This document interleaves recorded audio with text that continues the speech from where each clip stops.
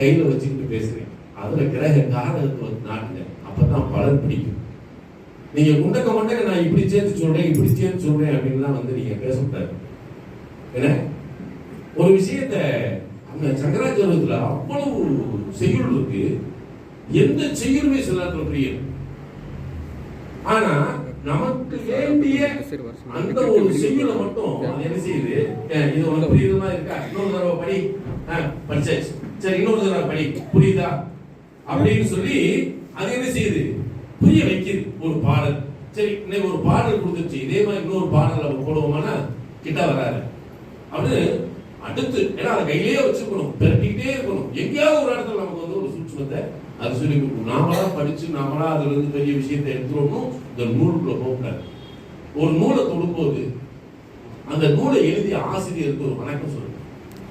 எப்பயுமே இது எனக்கு அதை சொல்லி கொடுத்தது. புத்தகத்தை கையில அவங்க அந்த எழுத்தாளருக்கு ஒரு நன்றி சொல்லிட்டு அந்த புத்தகத்தை படி. என்ன நடக்குமா அவர் என்கிட்ட சொன்னது, அவன் பேனாட்டி எழுதும்போது சில விஷயங்களை மனசுல வச்சுட்டு மறைச்சிட்டு போயிருப்பா பத்தியா, அது கூட உங்க சிந்தனை உண்மை.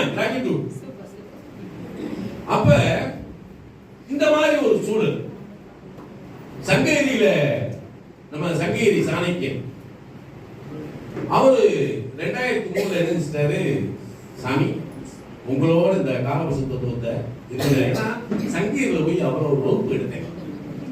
அப்ப அவர் இதை மறைக்க வேண்டாம், இதை நீங்க ஓப்பனா புத்தகமா எழுதி கொடுக்கணும்னு சொல்லும்போது அந்த காலபுருஷ தத்துவத்தை எழுதி 2 பார்ட்டா கையில கொடுத்தேன். நீங்க அந்த புத்தகத்தை படிச்சீங்கன்னா அதுக்குள்ள மிகச்சிறந்த, நான் வந்து ஏதோ என்னோட தெரிஞ்ச இதாக யோசிச்சிருக்கேன். இதுக்கு மேல ஒரு விஷயத்தை உங்களுக்கு அறிவு அது விருத்திப்படுத்தும். அந்த நூல் உங்க அறிவை விருத்திப்படுத்துறது அந்த நூல். அதை புரிஞ்சுக்கிட்டீங்கன்னா இதுக்குள்ள ஒரு விஷயத்த போகலாம். இப்ப காலையில கணேசன் வந்து நாகாபாவத்தை பத்தி பேசினார், அருமையா இருந்தது. சீனு வந்தார், அவரு திருமண பொருத்தத்தை பத்தி பேசினார்.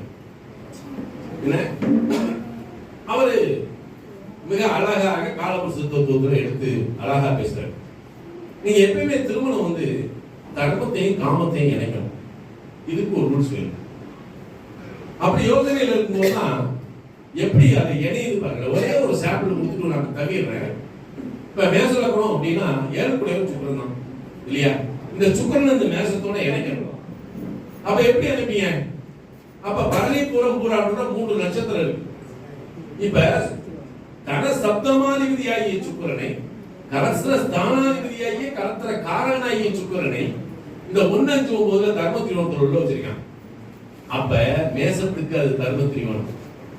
எது 1, 5, 9 அது துலாத்துக்கு எத்தனை வரும்? 3, 7, 11 காம திரிகோணம் அணிதா. இது மாதிரி நீங்க 12 கட்டத்துக்கு இந்த நட்சத்திரத்தை முழு நட்சத்திரத்தை வச்சு இணைச்சிட்டீங்கன்னா நீங்க யாருக்கு வேணாலும் கட்டி கொடுக்கலாம். நல்லா இருக்க. ஒரு தடவை ஒரு 72 வயது ஒரு பேர் ஐயா, இது ஒரு 20-25 வருஷத்துக்கு முன்னாடி நடந்தது. நான் வீட்டுல வச்சு தாங்க பார்க்கும்போது அந்த அம்மாவுக்கு 65 வயசு. அந்த